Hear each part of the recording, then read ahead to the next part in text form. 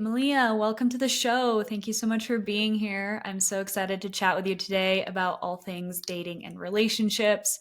I know this topic is, so near and dear to so many people's hearts. Like, this is at the end of the day, I think it all really does come down to our relationships. Like, I often say, I'm like, you can give me all the money in the world, you can give me the Mm. house, the car, all the things that I do want in this life. However, if I don't have the relationships underneath to really like people to share it with and to share my heart with and go through life with, then like I almost don't even want it. And so I'm so excited to have you on today to share your wisdom with the listeners and yeah, to really start breaking this topic down to make it a little bit easier for people to get what they desire, which is true intimate love and connection across the board. And so, thank you for being here first and foremost. Thanks so much for having me. I'm so excited for this conversation, and I couldn't agree more. Our relationships are truly the foundation of fulfillment in our life. Yeah, absolutely. And there's such containers for the personal development work, right? Oh, It's yeah. it's like the ultimate container for Hmm. all of your stuff coming up, but it can be such a beautiful space for healing to happen, and that has been so much of my own journey. It's Hmm. crazy. I always say like business and entrepreneurship Yes. and love and relationships are like your two Same. greatest teachers. Truly, Yeah. literally say that all the time too. I cannot Yeah. agree more. Yeah, it's like, oh, I didn't even realize this is what I was getting into. But Yep. but yeah, that's the beauty of it. So before we dive into all the things, I want you to just briefly share with us, like, how did you get into this work, right? Because I know so many of us in the self-help, personal development, coaching space, like, we went through our own dark nights of the souls. We really went through the trenches to extract the wisdom and the teachings that we now are so passionate about sharing with others. And so, what was your journey that inspired you into this work? Yeah, well, that's exactly what happened for me. I went through my own process of just repeating relationship patterns that were not fulfilling, not sustainable. I got married when I was really young. I got married when I was 18 and, really just kind of bought into this fairy tale of this is the person and everything will be fine. And of course, at such a young age, like you truly just don't have enough context of yourself or the world. And so that was a really tough relationship. And we ended up getting divorced. I was still young when we got divorced. I was 21.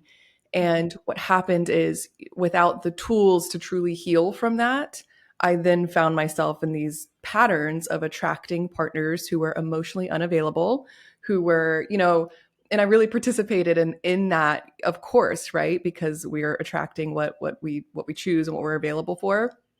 And so a part of me really liked the chase, and would participate in just really surface level kind of connections. And then I started to realize, this is actually not what I want, right? Like there's something happening here. I could see patterns repeating. And I think this happens for many of us. We start to see the patterns and we're like, okay, I don't want that anymore. But without the proper process to overcome the patterns, they just keep repeating and we just see them more and more and more and more and more. So that's where I was at. And it's around the same time where I started my own inner work journey and was nomadic and living in Costa Rica, like we were chatting about before recording, and then moved to Bali. And just through that experience, was exposed to amazing mentors and teachers and courses. And so, of course, I dove deep into like, I need to figure this out, right? Like, why are these patterns repeating? If I can see they're repeating, shouldn't that stop it? And no, that's not how it works. So once I really understood how to overcome that for myself, immediately I saw such a change in who I was attracting and the quality of my relationships. And so it felt like I truly like cracked the code. And so since then, I mean, I've just been obsessed with relationships, understanding those patterns, why they repeat, and really developed a process to simplify it for women. Because I think we can often feel, I know I did, I felt broken. I felt like I'm the problem.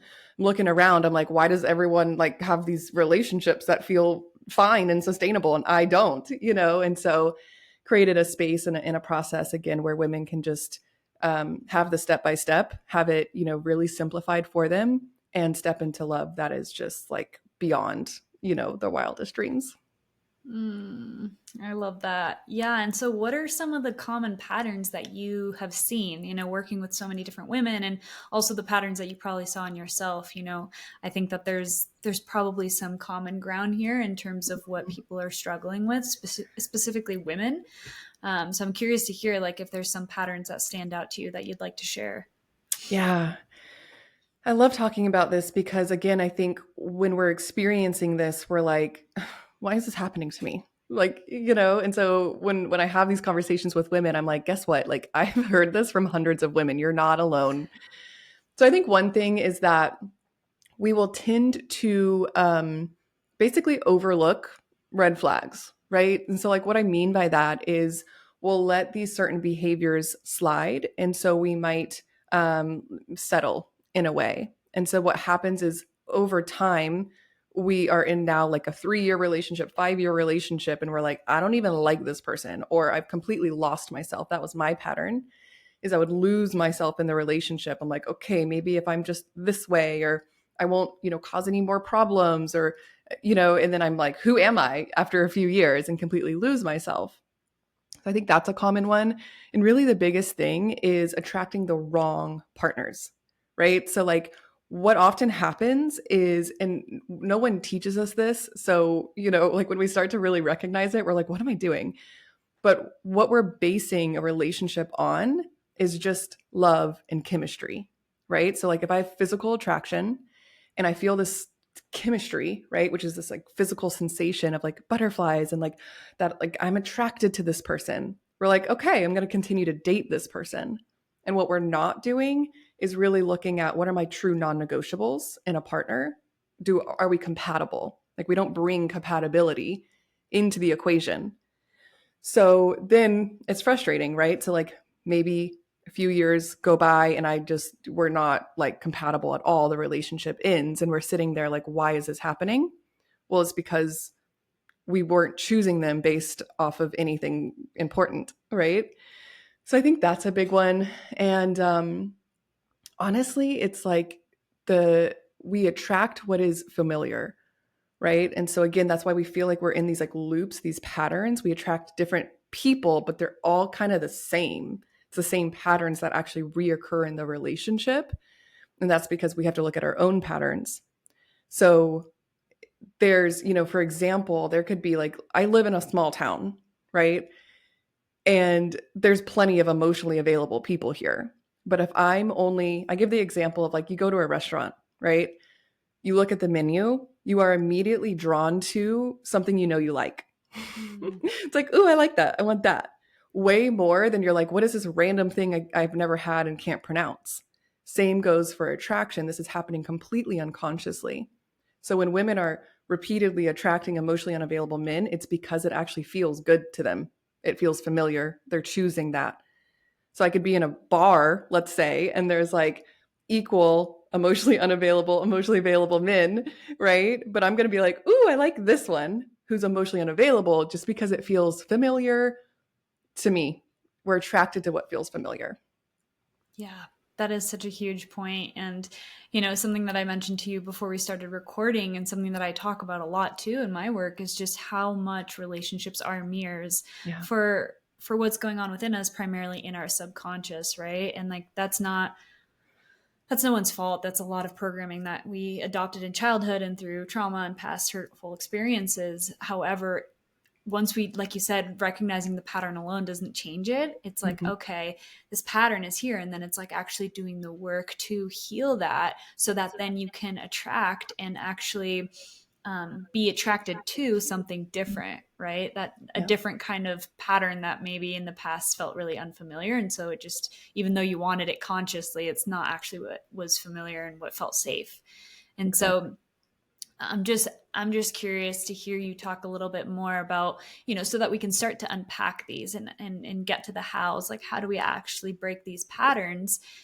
Where do you usually start with clients? Like, do you usually have them look at the patterns and then look at how, like, where that's coming from on a deeper subconscious level? Or how do you start to actually, but like, if people are aware of their patterns, like, what is the process to actually start to break those and change the way that we are relating? Hmm. Yes. That's the big question, right? Yeah. So, yeah, there is some unpacking to do. I don't necessarily think we have to like relive all our past trauma and like feel so deeply forever and ever. I think we can get kind of stuck in that, but Mhm. it's absolutely important, right? So, I'll take my clients through a process I call your relationship inventory. And so I lay it out in a way where we're identifying your past relationships and like specific things. So, like, how was the conflict, the communication? What specifically triggered you? How did you then respond? So we can start to look at it and see the main patterns. And so, what's important is to start to look at, because a lot of people, they look at patterns externally. The partners I'm attracting, well, they shut down in conflict. Okay. So then what happens within you? Or what happened before that within you? So like we could really start to see our contribution. That's the only time we're going to see true change if we take true ownership, right? And that can be really hard because it's so much easier, right? To be like, the other person is the problem. If he didn't do that, then I wouldn't do that. But we get nowhere in that, right? So starting to identify the pattern, but more specifically, your contribution to it. And then we do a little bit more unpacking from there. Usually there's some sort of belief or story or past experience that's really motivating that pattern, right? So we do have to take in consideration the nervous system, the subconscious, all of those things that are happening on autopilot. And that's the kind of magic piece here is a lot of people will go, maybe talk therapy or read books and they understand it. Like with attachment styles, they're like, I understand I'm anxiously attached and I understand what secure attachment looks like. But the patterns that are consistent with anxious attachment continue to happen, even though logically they're like, I don't want to be doing this. So when we start to work with the subconscious, we start to work with the nervous system, we can actually change the pattern, right? So then we start to look at pattern interruption. And so if we can pattern interruption, the way I will work with my clients is I try to really simplify it, right? So if we're in a pattern, there's three things happening. There's the thought process, which is usually like the story or belief of like, I'm not understood, or he doesn't support me, or I'm not good enough, right? We really try to like simplify what that thought is. And then that thought is feeding the feeling. So now I'm shutting down, my body's going cold, or I'm getting really hot and I want to like run away, or like there's some sort of experience happening in the body. And then it feeds behavior. So maybe I go mute and I can't say anything, or I'm like yelling, or I say something just like really passive aggressive, or I don't text him back, right? Like there's like some sort of behavior. So if we can catch the pattern and we can interrupt any of those three things, the thought, the emotion, or the behavior, meaning we just do something different. I replace the thought with a more supportive story, or I meet the emotion and breathe into it, or I do a different behavior, even though I want to, ignore his text. I'm like, oh, I say something more thoughtful, right? So, like, if we interrupt any of those over time, the pattern can no longer exist in the same way it did. So that takes repetition, takes practice. I'm not going to lie. It's not easy because so much of it is happening on autopilot, right? So that's when we start to see true change within ourself. And then the way, of course, we interact in relationship is going to change as well. Yeah, it really is so fascinating how, especially in relationships, it always really seems like it's the other person's fault, right? And that Mm-hmm. it's just so easy to see the behaviors of another that we wish to change and think that, as if only they changed, then we would feel better and we would Yeah. respond differently. But it's really so interesting how when you start to make these shifts and have these pattern interrupts and just choose little by little to show up in a different way, your partner does oftentimes meet you there as well, because it is this dance between two people and their patterns coming up, right? And so when we soften, oftentimes they actually lean in a little bit more, at least from my experience. And so I love the pattern interrupt strategy too, because for me it's been so much of like my pattern, one of my biggest ones was passive aggressiveness, right? Not Mm-hmm. being, which really stems from not feeling safe or not really knowing how to communicate my needs in a way that felt supportive. And so I would create these stories of like victim and feeling like, oh, he's just going to leave today and I have to do all the dishes or whatever those things were that really activated that anger and that resentment. And then I would be passive aggressive instead of just like saying it. And I was aware of it, like you said, but if I wasn't doing anything about it, it just kind of recreates and replays out. And so, really catching myself in those moments when I just want to say the little thing that I know isn't going to get us anywhere, taking a breath, really calming my nervous system, and then choosing to communicate in a more Yeah. supportive way. Yeah. Right. And so, I'm curious to hear like communication being such a huge part of shifting the way that we relate. Um, what can you tell us about communication and really starting to, like, I really believe it's about getting to the root of what we're feeling and being vulnerable enough to share that with our partners so that we Mhm. can actually give them an opportunity to meet us there, right? Because even with the passive aggressiveness, it's like I'm putting this front up that's actually not inviting him to help me Yeah. through the emotion that I'm feeling. And so I'm just curious to hear, like, how do you break down communication and help clients to start to communicate in a more healthy way? Yeah. Yeah, communication is huge, and I honestly was the worst communicator ever. I truly believe that. Me too. And I've improved so much. You know what I mean? So like just to give people hope, my pattern was like I would just shut down, right? And so it was kind of that passive aggressive, but what's interesting, it would reinforce this like uh, pattern or belief that I'm not heard, I'm not seen, I'm not supported. So just to kind of bring all of this together, it's like, okay, then you start to look at your own contribution. Well, I'm not speaking, I'm not sharing, I'm not communicating from that really vulnerable place like you're speaking to, right? So the biggest thing with communication is like what stopped me was I was trying to get it perfect. I was trying to get it just right. And I think that's, a lot of my clients are like, just tell me word for word what to say. And I'm like, no, right? So like there's templates, that, and that's helpful to have like, here's some templates of what it might sound like. If you're learning a whole new skill, which is truly what this is, it's nice to have that like step by step, but it can only work so well because it has to come from that really true vulnerable place within you.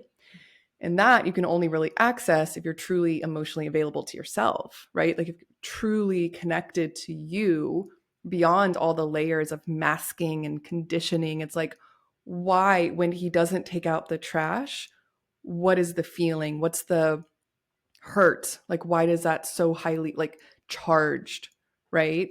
And there's a lot of layers probably to kind of go through to get to the actual truth of that.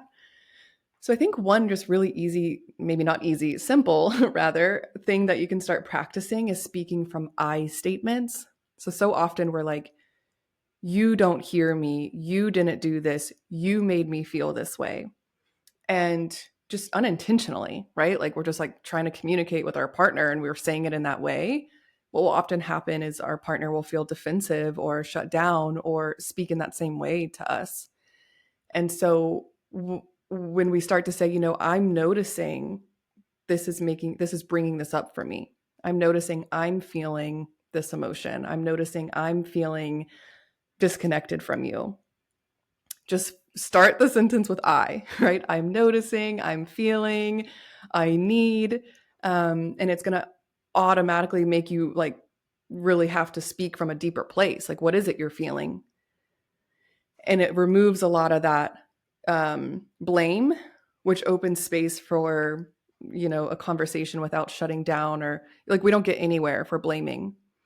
So I think that's really important and can be just a simple way to start to change the way you're speaking and interacting.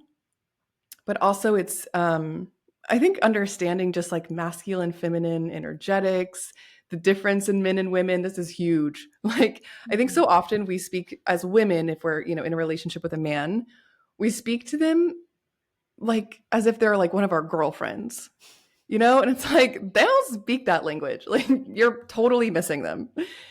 And just, understanding how they operate, understanding what resonates with the masculine energy, understanding like truly I really feel that like men, they need to feel appreciated. They need to feel respected. And so often what's happening is a lot of times unintentionally, but we're like demasculating them. You know what I mean? And like treating them like kids, like the way we like nag at them or um and it's just like not sexy. Like it completely kills the polarity. So I think even energetically understanding that, and it doesn't mean you have to be like a doormat and like never say something that's upsetting you, but if you bring it to your partner in a way that he can actually receive it, it changes everything.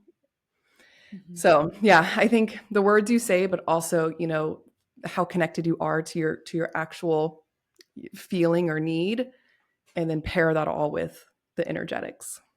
Mm-hmm. Beautifully said.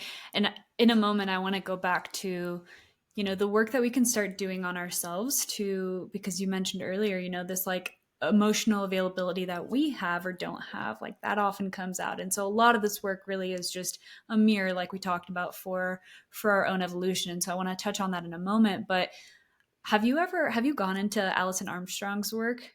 Yes, love her. Okay. Okay. Yes. I'm like hearing a lot of similarities here and just what you were explaining in terms of the differences between men and women. And it really has profoundly changed my relationship and just my understanding as well with how to communicate with men. Right. And so I would love to just share a few of the, like, just to dive into that a little bit deeper for people, because even some of the most basic, you know, perspective shifts on how to communicate with men is life changing in my Mhm. opinion. And yeah, so what are some of the forms, we talked about emasculating men, right? And we do this so unconsciously, right, as women. And something else and Armstrong talks about is how we, yeah, like you said, we relate to men as if they Mhm. were like our girlfriends, right? We assume that they think like us, that they have the same motivators as us, and so we kind of just talk to them and hope that they, or expect them to respond in the same ways and act in the same ways and care about the same things. And that's, I think, where we start to build a lot of resentment as women when we don't understand why they don't care about the things that we care about, or they don't, they're not like as attentive to detail and always taking in Mhm. their environments and all of that. And to me, it really offered me so much relief and appreciation for the masculine and for the feminine, recognizing how we both have our strengths and our weaknesses and they fit perfectly together when we understand, right? And so what are some of the ways that women can start to yeah, understand men better and relate to them in a way that actually empowers them and helps them feel appreciated so that we can also get what we desire? Yeah. Does that make sense? I know that's kind of touching Yeah. on what you already went into, Yeah. but I'm just wondering if anything comes to mind for Mhm. you. Yeah, I have a couple things that I find just like really helpful. Um, I do this a lot with my clients who like are dating currently and kind of in those beginning stages with men. And honestly, this could go for like anyone, I guess, like men or women. But like specifically, right? So let's say it's a woman, early stages dating a man. So a lot of women get really fed up because they're like, so I guess also I work with women that are very like career driven, like successful, ambitious, kind of like that type A hyper masculine. So we really have to break this pattern down. But they'll get frustrated because they're like, he's not making a plan. He's not like taking initiative to like the next step, whether it's like second date, third date, whatever it is, right? What will happen is she doesn't express that, but she just plans the date. So now she's put herself in this position of like taking the lead, and it kills the polarity and it kills the attraction. And then she's really frustrated, right? So what I'll have them do instead is express desire, right? So like that's something we can do no matter what stage you're at in relationship, 10 years, 10 days, whatever. If you are desiring to feel more of that leadership from your partner, that you can really just relax into it and let him take the lead, express desire, right? So the masculine thrives when they're like, oh, this is what you want. This, okay, I'll go that way. I'll make the plan, right? So instead of being like, like, meet me here Saturday at 3, express, um, I would love to spend time with you this weekend. Just leave it there. I would love to be like drinking martinis and have oysters with you, and then like express the desire. Or I'd love more quality time with you. I'm noticing that I love when we have like an hour of uninterrupted just conversation. And then here's the other thing, let them know why. Let them know what it means to you. So maybe this is more for like you've been in relationship a couple months, couple years, expressing like, I'm noticing that I love when we have an hour of uninterrupted time together. It makes me feel so close to you. It makes me feel like my heart opens and I just soften and relax. Because a lot of men actually like when we're soft and relaxed. It makes them uncomfortable when we're like high strung and so like you communicate that, they'll be like, oh, if I just do this thing, she relaxes. Got it. Check. I can do more of that. So we have to reinforce, like, I really like that. When you take out the trash, it makes me feel so taken care of. It makes me just want to be closer to you. That is so much more effective than saying, you never take out the trash. Like, when you say that, he probably is not going to take out the trash. Right. But when you come and you're like, I love it when you take out the trash. It makes me feel so taken care of. Like, I can just relax and like count on you. I so appreciate it. He's probably going to continue to take out the trash. You don't even have to tell him. You just express it in that way. So basically, expressing desire and then expressing what it means to you, how it makes you feel, or why it's important. Like, men, their brain just doesn't work the same as us. You know what I mean? And it's tricky because I think a lot of women say like he should just know. Well, no. I'm sorry, but that's wrong. That's not how it works. Mhm. You need to communicate in a way that can be actually received, and that's honestly like a key to unlocking what you really want, right? So no, he shouldn't just know. We're all have different conditioning and like might not he like literally might not even see the trash. Like he's just not even seeing it. So it takes a bit of practice, right? Like especially if like our patterning is like passive aggressive or like whatever. So working on interrupting the pattern, but then you know what to replace it with. And it's actually the thing that's going to get you what you truly desire. Yeah, it's so helpful. I'm like, why are we not taught this in school? But that's a whole nother Same. conversation. But yeah, it really is like men are single focused and women have Mhm. like diffused awareness, right? That's such a game changer in understanding that. It's like we are taking in our environment constantly and kind of noticing all the little things that need to get picked up and the things that we got to do and how Yeah. people are feeling. And there's a lot of information coming through, and men are just kind of like they're point A to point B, very linear, and it's about productivity and accomplishing and providing, and they do really want to provide. And so when we actually give them the opportunity by communicating our desires, like you said, it gives them a chance to like rise to the occasion because they want to provide for you. And that's Yeah. actually such a beautiful thing when you start to really see that. And for me, yeah, it took so much like not getting into like the mothering qualities of Mhm. like, well, if I don't tell him, he won't do it and I just have to do it all myself. And then you step into this like very closed off, like rigid, just it's not sexy, it's not attractive, and it's not helpful to the polarity either. And so really being willing to like step down and let them rise up, and instead of nagging, criticizing, and complaining and pointing out all the things that you think they're doing wrong, it's like, can we appreciate them and yeah, and really allow them to step up and do what we ask, because we're sharing with them what it would provide us with, right? Yeah. Peace of mind, or you know it would just make me feel so loved and appreciated, or whatever the feelings are. And Mhm. it really creates such a healthier dynamic between men and women, and it's fascinating to me. Yeah. Yeah.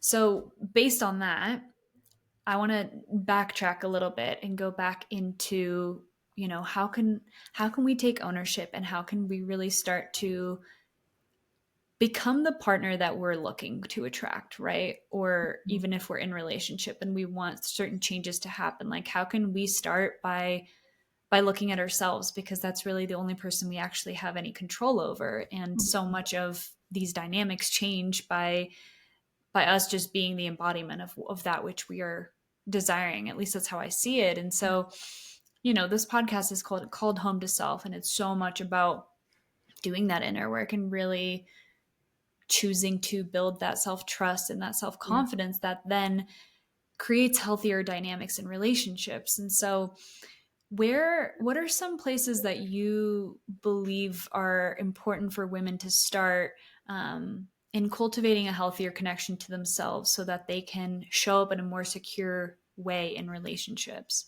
Mm, yeah. So I really think it starts with just revisiting how you see relationships, right? So, like you spoke to, relationships and business are truly a pathway to self growth. So, relationships specifically, they inevitably will hold up a mirror to us and show us parts of ourselves that get to be loved deeper, healed, integrated.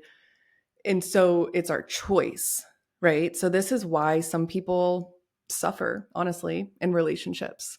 And we've probably all heard it. Like our girlfriends, like, it's easier to just not be in a relationship, or like, I'm good. We kind of get defensive, like subtly, and we're like, I'm good on my own. I'm just going to be single. Like, it's just easier to be not in a relationship. Honestly, I've been there. I've literally said those words, right?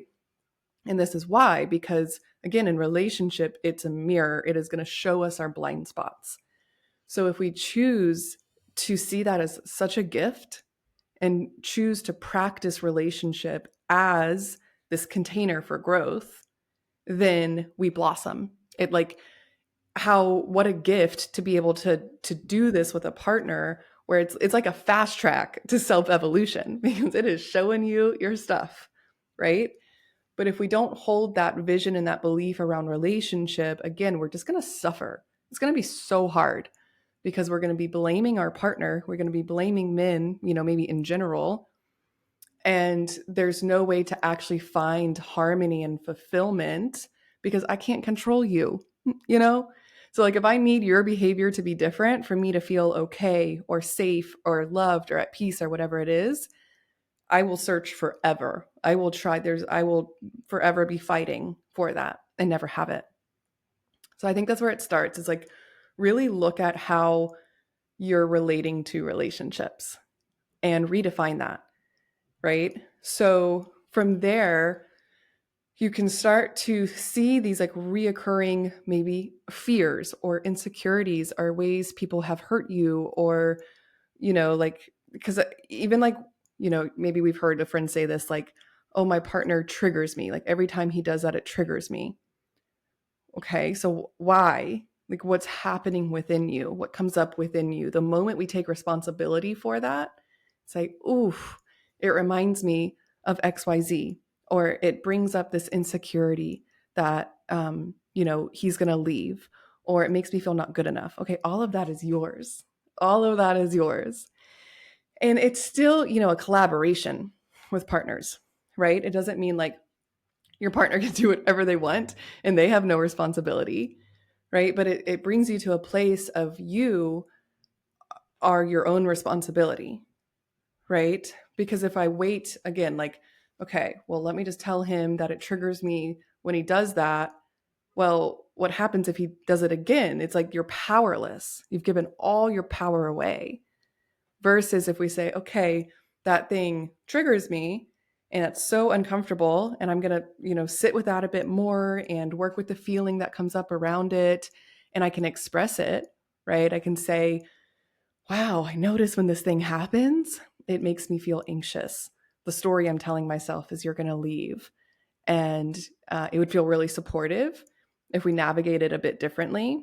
How does that feel for you? And now we have this conversation around what each person is available for, right? So we can definitely, like, we want to be in harmony in that way, but without truly always, always, always, always, always looking at our part, right? Like looking at our contribution. And I think that can be hard. I really struggled with that out of my first marriage because there was abusive tendencies, right? So I like to be careful with that of, it's not to say like it's all your fault, right? Like everyone's behavior, like, no one needs to take responsibility. It's like it's equal parts. And I have been in relationships where, more recently, like in the recent years, as I've done this work for myself, where it's like I am taking responsibility and the other person isn't. That's really challenging as well. So there's nuance to all of this, right? But personally, if you begin to relate to relationship as like, Yes, it's going to bring up my blind spots. And that's a gift. That is a gift to me above all else. And the more I personally do the work around that, I'm opening to more and more fulfillment in love, right? And like that's for you, that's not for anyone else. So, yeah, I think it's just we have to like let it be fun too. You know what I mean? I like to like offer a little reminder that like when you do this work, there's such reward. There's such reward. Like love is this beautiful playground. And I think so many of us have been hurt and betrayed and, let down by love that it's easy to put walls up and to be, kind of like defensive about it or like just not really open ourselves to love because we don't gonna want to get hurt or disappointed. But it's worth it, right? Because it's like disappointment, those hard feelings, sadness, heartbreak, they're hard, but you can feel them. And it's a reminder that that's the extent to which you open to love. So I think there's a balance. Yeah, that's so beautiful. It really is so important to keep in mind like what becomes available on the other side of like Yeah. diving into this work, right? And of taking responsibility because it can feel so big and so overwhelming. And I think it can touch like without that perspective, it can touch on like, well, then there's just something wrong with me. And here's another thing that I have to look at and that's wrong with me. But it's really just recognizing that you are human, and by choosing to be human we choose to have these like perceived limitations and patterns and hurtful experiences that we adopted coping mechanisms for. But that's part of this journey here in this human form. I believe is like we get to actually work through that so that we can come back to what it is we're capable of in relationship and in everything else. And so it really is such an important reminder. And I think what it really calls to too with when those blind spots come up and those triggers come up in relationship, which they will,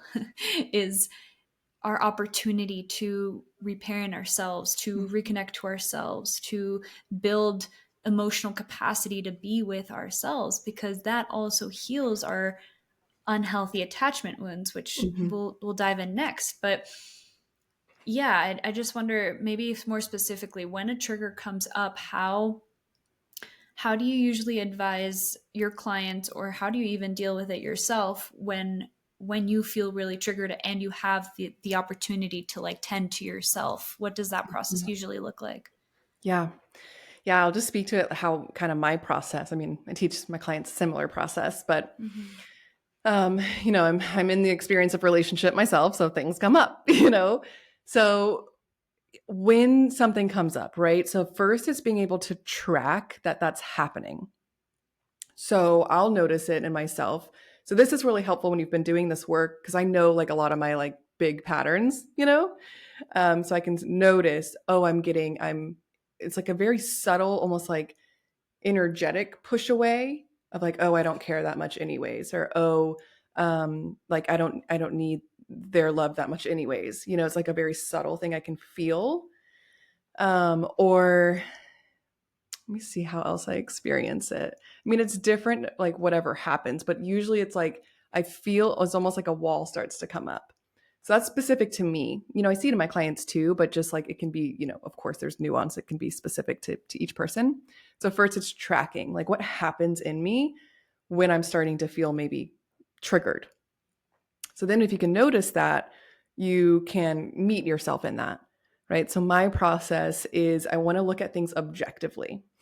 Okay. So I'm like, they said this, and then I said this, and they said this. And it's like, okay, because usually it's like I'm making up the story around it. So I look at it objectively, and then I check in with the story. Okay. The story I'm telling myself is that they are pulling away, or they don't care that much, or they blah, blah, blah, blah, blah, whatever it is. So I just like get really honest with myself. And when I first started practicing this, I would write it down in my note section of my phone because it's like I really needed to see it. So then I look at, okay, if I'm telling myself the story, of course I don't feel good. I'm like, this doesn't feel good, right? So I try to replace that story and I use what's happening objectively to help me with that story. They said this, I said this. Okay, well, Maybe it was an accident. Maybe they're just like actually late from work. Maybe, XYZ, whatever is a more supportive story. And I always really want to make space for the actual feeling in the body, right? That's usually the hardest part. And why we hate being triggered is how uncomfortable it is. So, whether it's just a simple breath, because I could be like on a Zoom call with a client and I get a text and I feel triggered, let's just say, I can't do that much. You know what I mean? So, if I can just at least have a breath, right? And like feel my sit bones on the chair beneath me. I teach a lot of nervous system regulation tools that can be like really easily accessible. Like I have my office like surrounded like windows everywhere for a reason. Like if I can just look outside the window for a moment and like orient in that way, or just take a little sip of tea, like really accessible things. Sometimes we'll have more space, like I like to go on a walk. It's like, what are these resources? When I pet my dog, I feel calm. It's like, what are these resources around you that can help you just emotionally regulate a bit? And then sometimes it depends what it is, right? But sometimes it's a conversation that needs to be had. And I like to just be radically honest because a lot of my patterning is shutting down, not communicating, pushing away.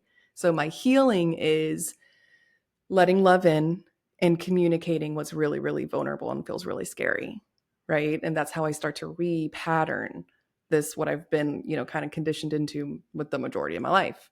So sometimes, I mean, it depends what it is, right? But sometimes just speaking it to my partner and saying, hey, I had this experience internally, and this is the story I created, and this is how it felt. And I'm just sharing with you in case you noticed change in my energy, right? Because partners usually pick up on that. Like they, right? Like we think we're so sly, but they usually pick up on it. And so it's a lot better to just say, hey, it probably affected you too. This is what was happening within me. And it's not to blame you, but of course I want to let you in. Like you're my person, right?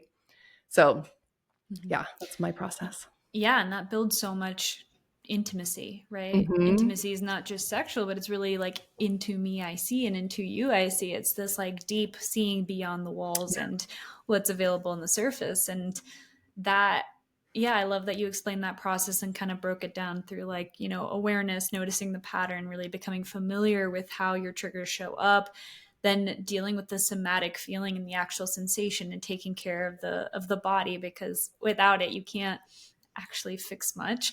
And Yeah. then learning how to communicate that and really like, coming back together to repair and let them in.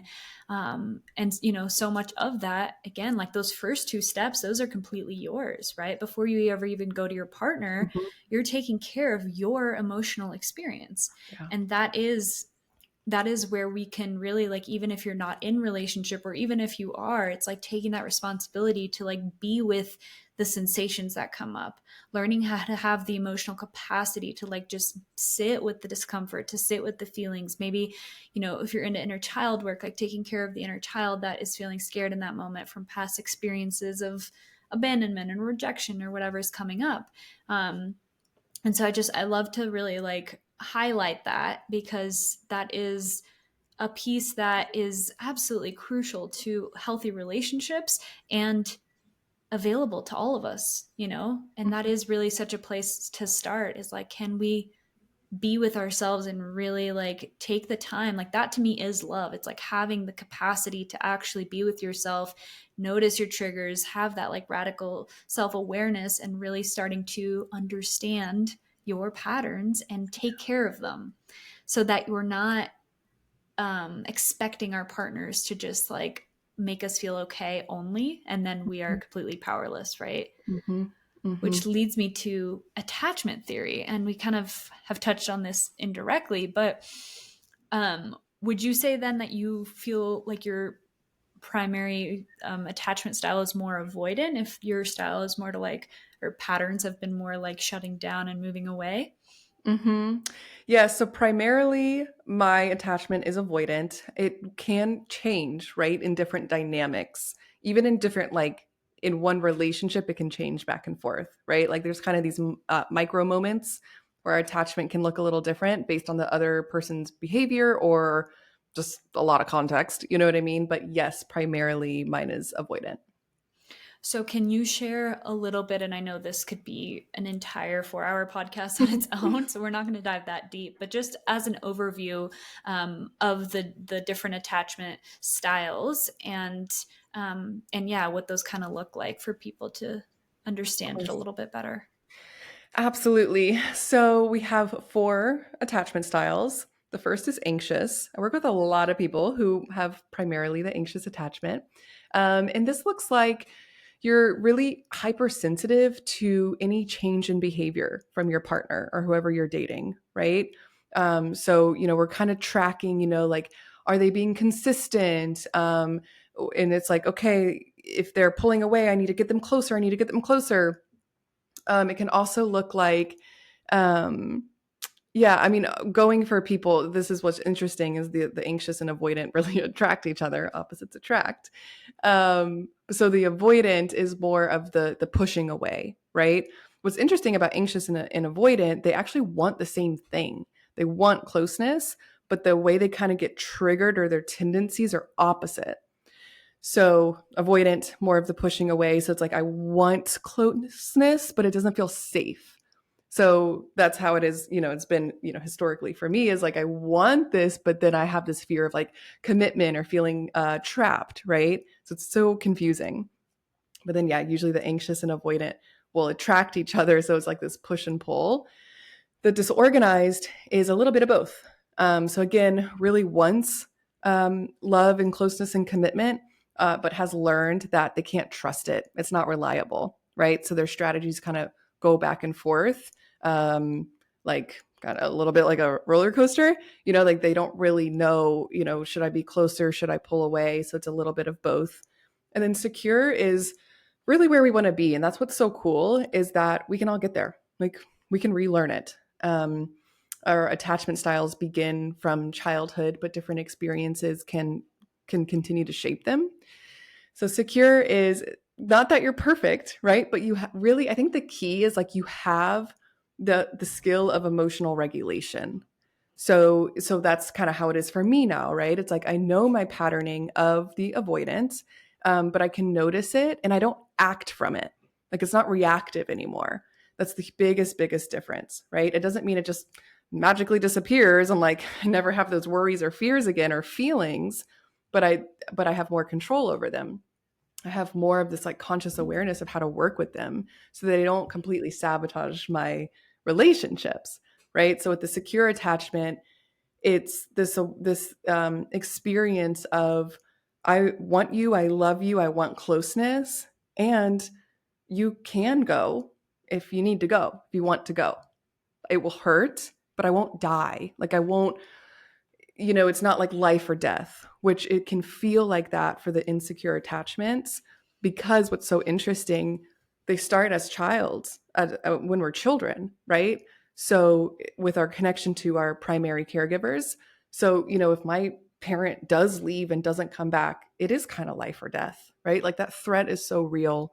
So I think reparenting ourselves, inner child work is so helpful for attachment styles like you were speaking to earlier of like really reparenting ourselves because it soothes that tender part of us that's like relating to our partner honestly like a parent is what's happening. Our attachment style ports over from our parent to our partner, and so it can feel like, for the anxious it's like tracking kind of these subtle changes in behavior because if you're going to go, I need to know, or I'll just go before you can go. But I don't want to go. I want you back. And it feels so intense.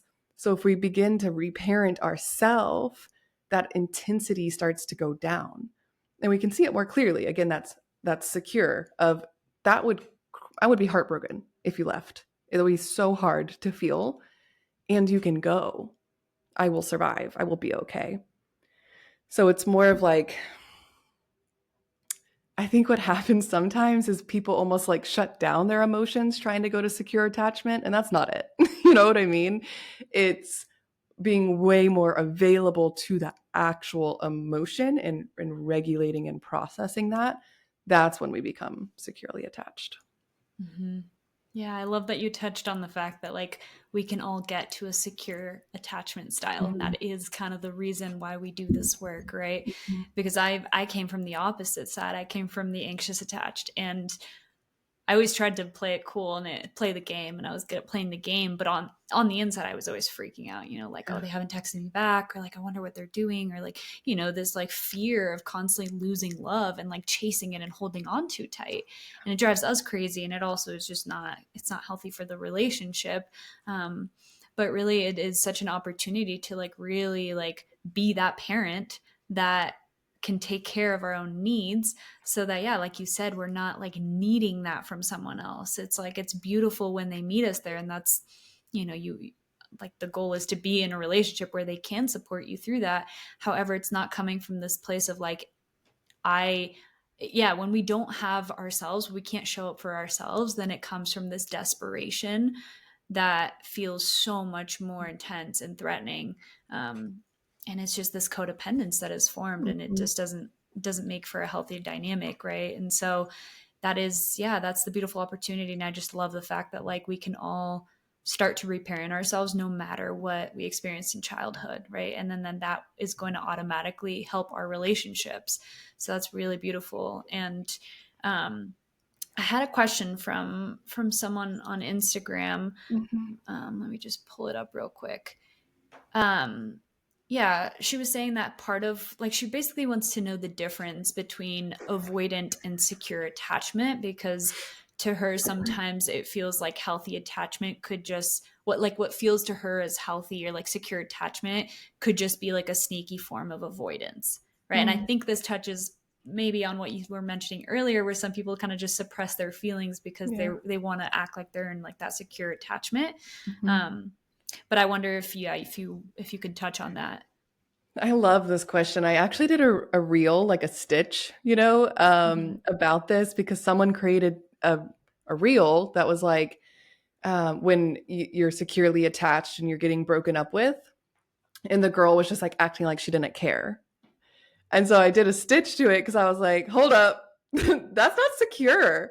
So I think that's a good example to kind of illustrate this is, let's say you're getting broken up with, right? The avoidant would be like, I didn't care that much anyways, right? Doesn't affect me. Like, I'm a strong, independent woman. Like, I didn't need it anyways, like that kind of energy. Yeah.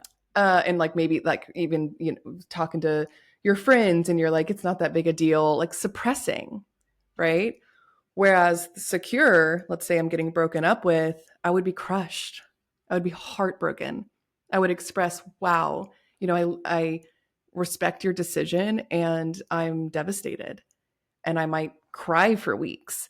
And, I would feel it. I would truly feel it. Now, I wouldn't get lost in the feeling and never kind of find my resilience again. I think the difference of like enduring is like, okay, we just like feel forever and get lost in this like puddle of feeling, versus resilience is like I feel it so deeply and I bounce back.